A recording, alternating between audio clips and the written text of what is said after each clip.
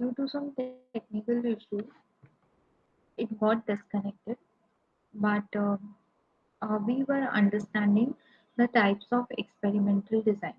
And in the experimental designs, we have understood that basically we have formal design and we have informal design. So we are understanding the informal design first. In the informal design, we have discussed before and after without control design, in which we have seen that we are studying the impact of independent variable on the dependent variable, and we are understanding that how this independent variable is impacting the dependent variable. Okay, so we have a test area, we have level of phenomena before treatment, then we induce a particular treatment, and then we study the level of phenomena after treatment. So it is y minus x. Okay, so that is the first part that we have studied, before and after without control. Now the next phenomena or the next type of research design that we are going to understand is called as after only with control design. Now what is this after only with control design? Two groups or areas are selected and the treatment is introduced into the test area only, right? So we are applying the treatment on the test area only, and we do not have any control area. We have a test area and we have a control area, but we are applying treatment only on the test area and not on the control area. So in this test area, what we are doing is we are introducing a particular treatment. We are simply studying level of phenomena after treatment and level of phenomena with treatment, right? So this we are understanding. If we subtract y minus z, that means level of phenomena after treatment and level of phenomena without treatment, right? We do not have a control, we are not applying it on the control group, and here we are just subtracting y minus z. What is y? Level of phenomena after treatment is y, and level of phenomena without treatment is z, right? So we are subtracting y minus z after only with control design.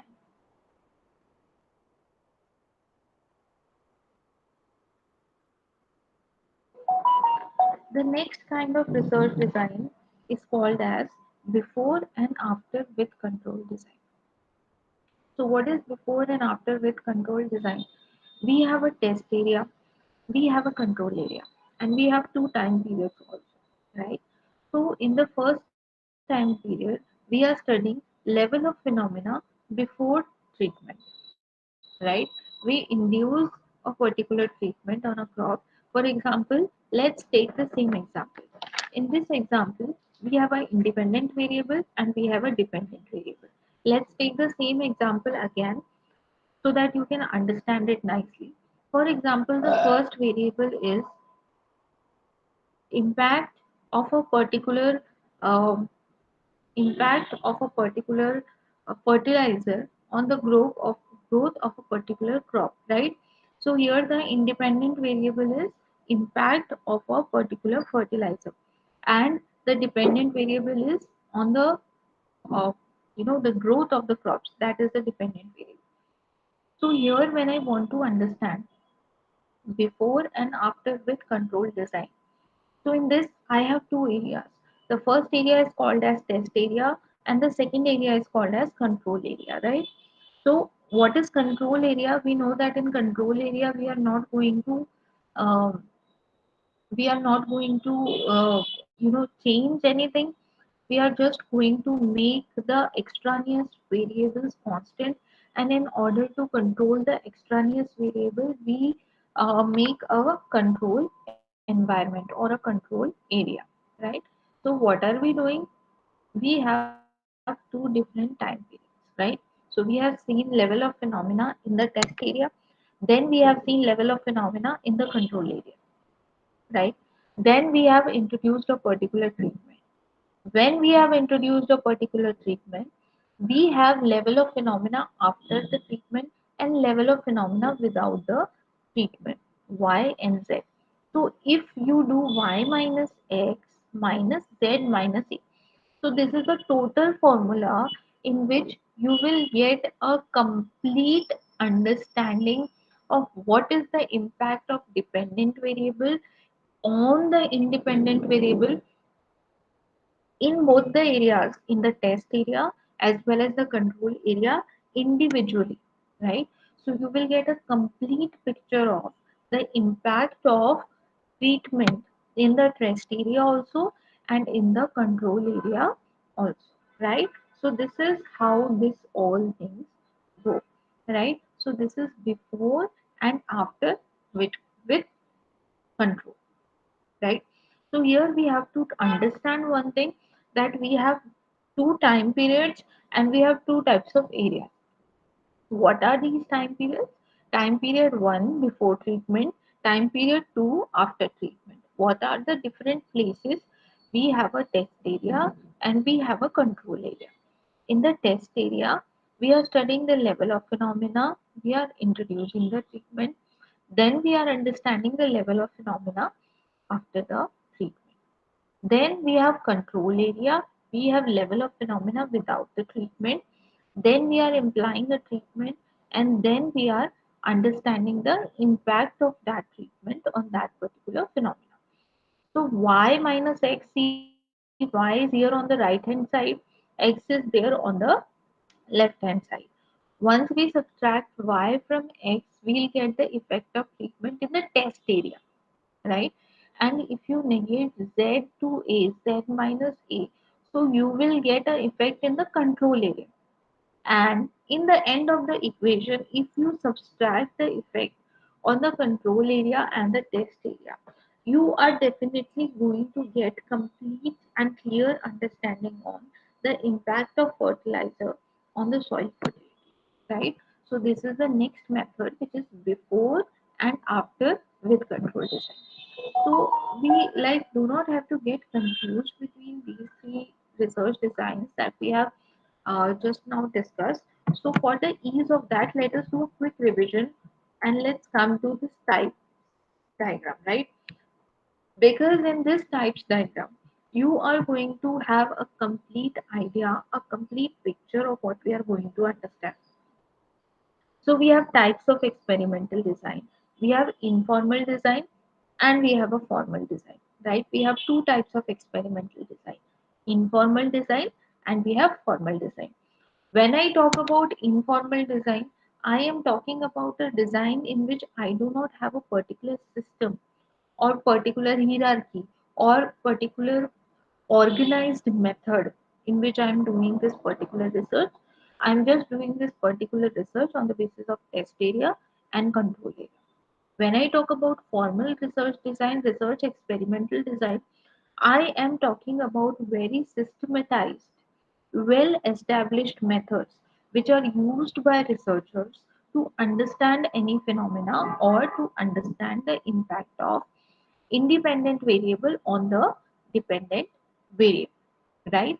After that, what have we understood?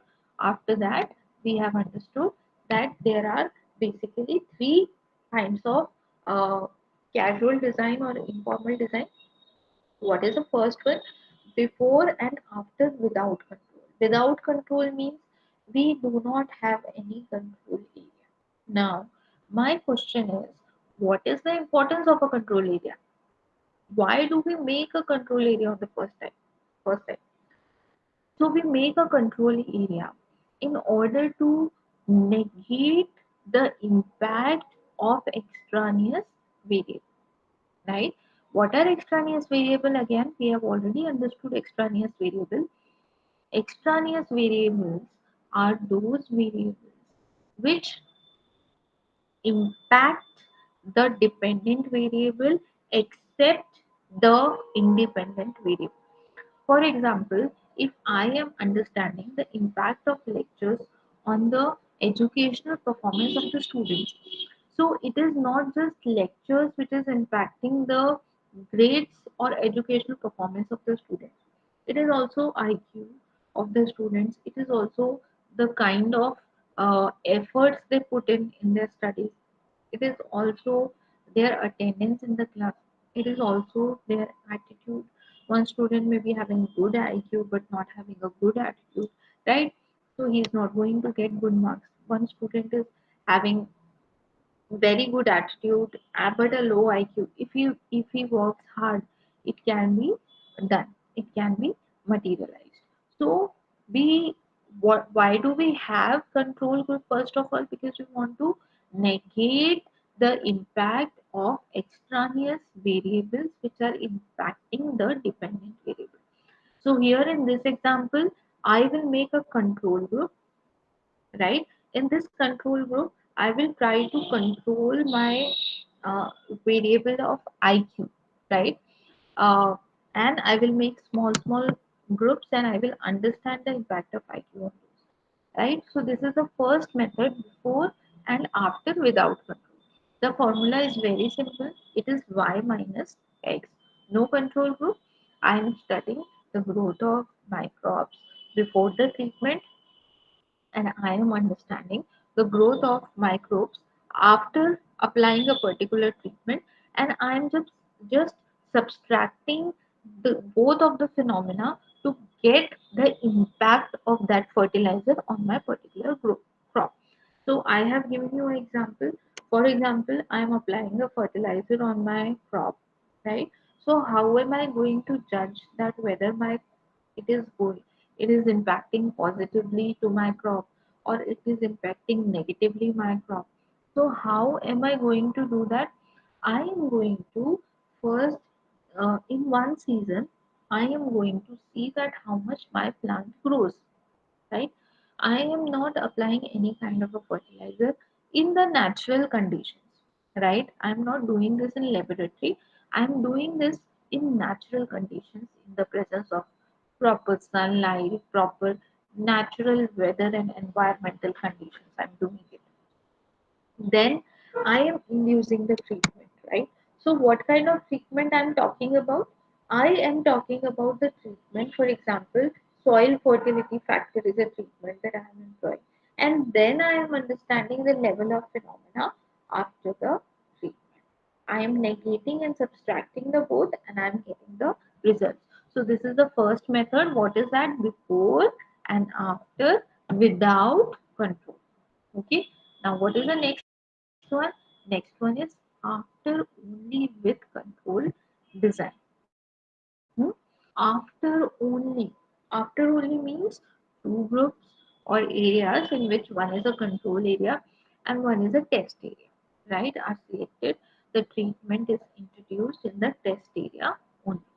So here we do have two kind of areas. The first is called as test area and the second is called as control area, right? So what are we doing basically? We are only studying that how much, what is the effect of a particular crop, particular fertilizer on a particular crop when we are applying a treatment, right? Only after, before we are not doing, right? In the earlier method, we were doing before and after. In this method, we are studying after only and comparing the two areas. Earlier, we were comparing before the treatment and after the treatment, and that was giving us results. Now we are understanding after only treatment in the two different areas. One is test area and one is control area. We are negating both the test area and control area, and then we are understanding the impact of these, right? So this is the meaning of after only with control design.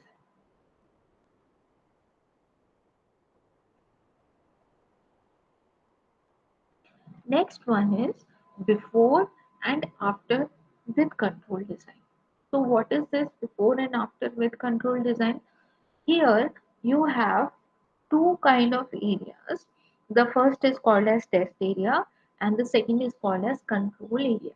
Okay, the first is called as test area and the second is called as control area.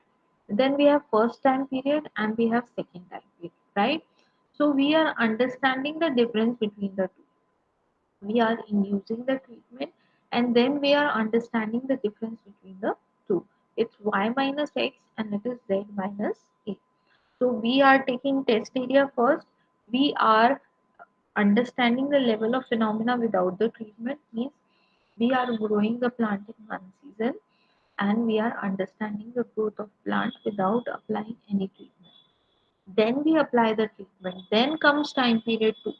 Then comes another season. Time period 2 means another season in which we are going to study the growth of the plants.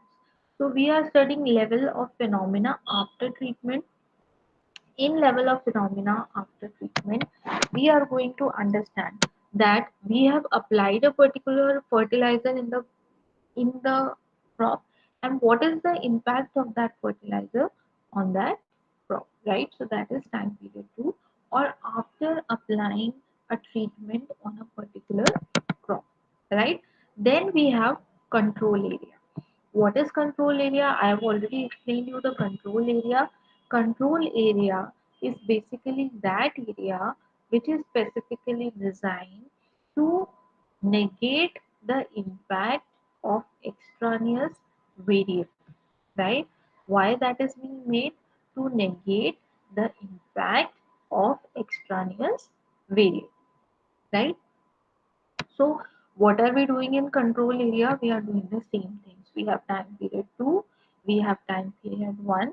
We'll do z minus a in the control area. We'll do y minus x in the test area. And this is how we are going to do. If we do y minus x, which is the first part of the slide, you will get the effect of treatment in the test area. And if you do z minus a, which is in the control area, you will get the effect of treatment in the control area. And if you do, if you subtract these two findings, you are going to get the impact of controlling the experiment. I mean, how much does it take, or how much the growth can be impacted if you are doing an experiment in a control area and in a test area, right? The clear picture you will get in your mind. So this is before and after with control design, right? So this is more precise and more accurate as compared to others. Now let's come to the formal type of experimental research design. Till now, we were discussing the informal research design. Now let's come to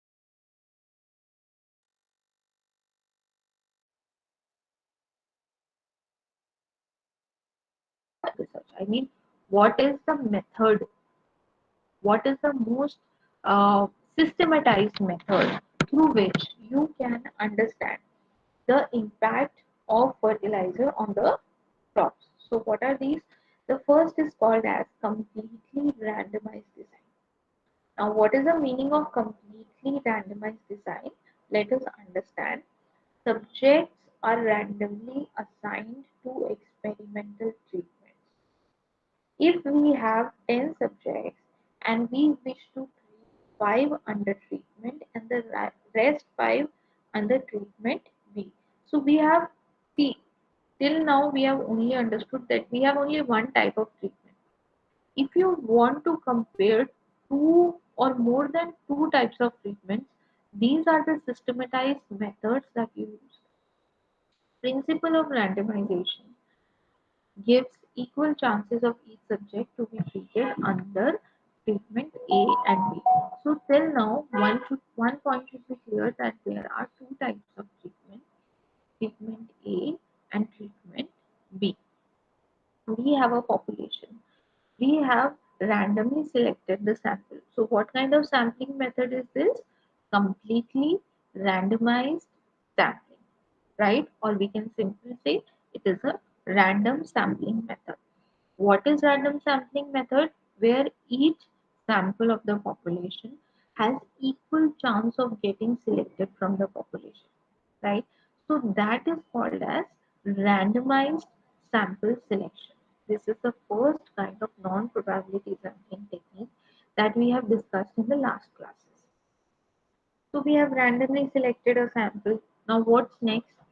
You have to randomly assign experimental group and control group, right? Treatment A, treatment B, right? Randomly you are assigning, you have two types of treatment A and B. You are randomly assigning treatment A to one group and treatment B to the another group. And then you are understanding the impact of the independent variable. For example, here uh, this is a diagram through which you can understand a completely randomized design. So what is happening is in completely randomized design, you are randomly selecting the sample. From that, you are randomly assigning some people in experimental group and some people you are sending in control group randomly. Then randomly you are doing treatment A in one group and treatment B in another group. And then you are understanding the impact of these treatments on the group, right? Now the next kind of method is called as Latin square method. Now what is this Latin square method? Here as you can see that we have four kinds of fertility levels and we have seed differences, right? So we have two variables here very clearly. First is fertility level and the second is seed differences. So we are understanding that how your fertility level is going to be impacted when different kind of seeds are applied to you. So here, if you see that randomly, uh, different plants, different varieties. We have A, B, C, D, E. These are the five varieties of plants that we have.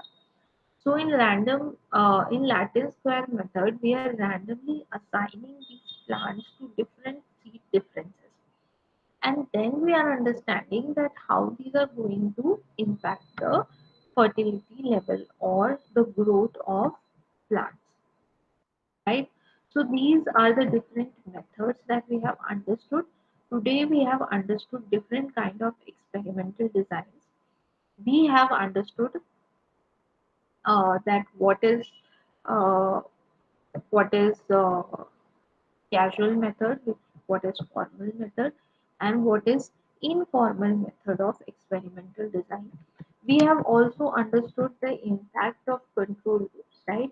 In causal design, in some areas we were understanding the control group, in some areas we were not understanding the control group, right? So we have understood that how control group is important, right? That also we have understood. Then we have understood a systematized method of data uh, data classification. And now we are going to understand, we are going to solve some MCQs or multiple choice questions that are going to help you remember this topic and further understand this topic very nicely. Okay. So the first question that we are going to understand is data is transformed into, right? So data is transformed into, point number one is symbols, then we have coding, tabulation and data. So what will be the right answer? It will be coding, right? Because whenever in any kind of experimental design you collect data, the next step comes is coding of your data. So it is transformed into coding. We give them codes, right? Next is quality of data can be improved by. So this question is like a kind of general question in which we know that quality of the data can be improved by editing. Symbols will not be the correct answer for this, right? How the quality of data can be improved by symbols? No, this is wrong. Coding, through coding, we can systematize our data, we can make our data more useful, but we cannot improve the quality of the data. Then we have tabulation and then we have editing, right? Now, what is tabulation? When you design, uh, when you make tables of your data, that is called as tabulation, right? So definitely the answer is editing. Next is, it is a framework of research methods and techniques chosen by a researcher, right? So what is the answer? Tell me, whether it is symbols or it is coding or it is tabulation or it is research design. What is the answer?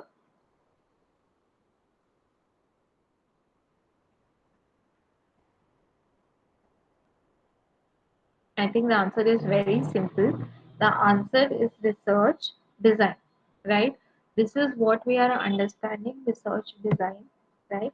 So, research design is basically a blueprint and set of methods that you are going to actually uh, do when you are going to do the research, right? So, it is like blueprint method, it is like blueprint or systematized way of doing a particular research, your research plan. Next is the variable that the researcher changes. Is what variable? It is symbols? No. It is coding? No. It is tabulation? No. What will be the right answer? The right answer is independent variable. We have already studied, children, that there are two types of variables. We have the first type of variable which is called as dependent variable, and we have the second type of variable which is called as independent variable, right? So we have basically two types of variable. What are those? They are independent variable and they are dependent variable, right? What is the independent variable? Independent variable is a variable that a researcher changes. And what is a dependent variable? Dependent variable is something that changes, that depends on the impact of independent variable, right? So the answer will be independent variable. Okay. The next question is variable dependent on other variable. It's a very simple question. I have just explained you that there are two kinds of variables. The first is called as dependent variable and the second is called as independent variable. So if a variable is depending on something, it becomes what? It becomes dependent variable. Okay.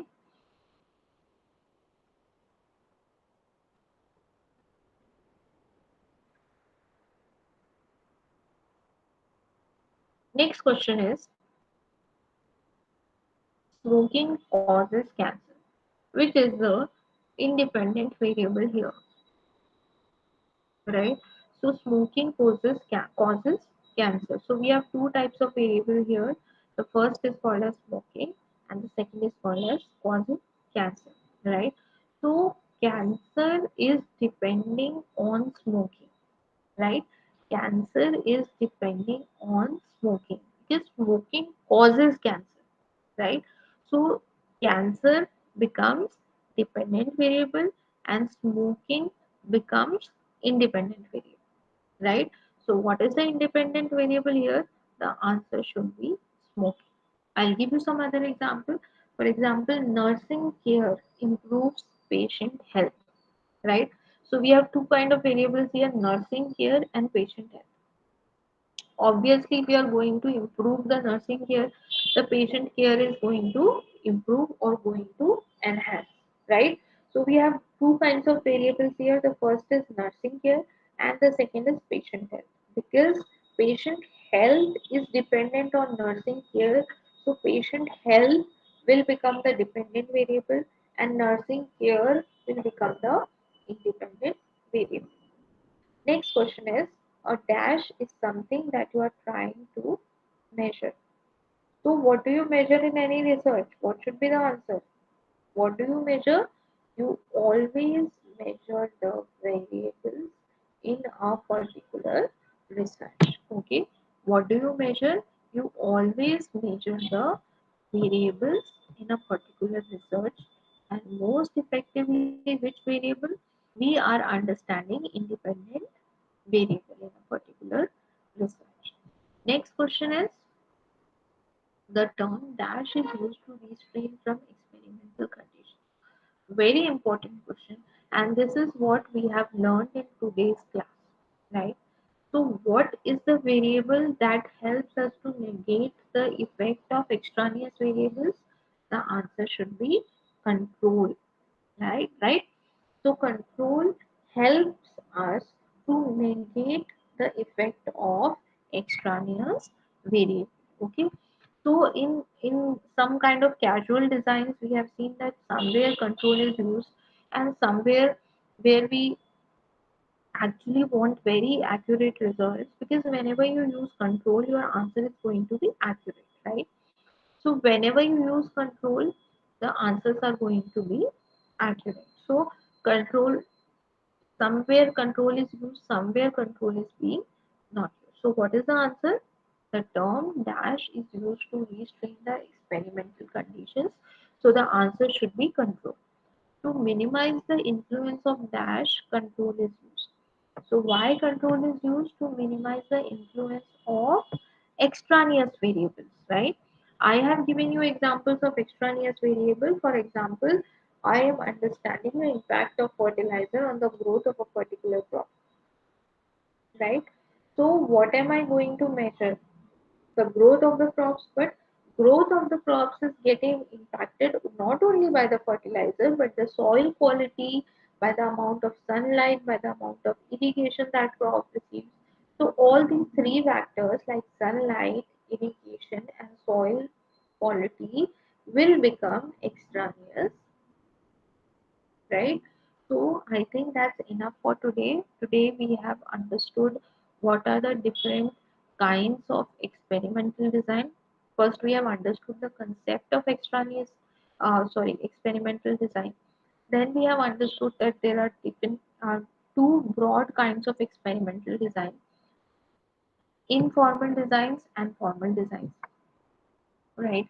Then we have understood with and without control, with control, right? So we have studied many kinds of experimental design. Then we have understood the impact of control, the importance of control, why control is used in research, what is the importance of using control in a particular research. This we have understood, right? So I think that's enough for today. Thank you so much for joining, and I am ending the meeting now.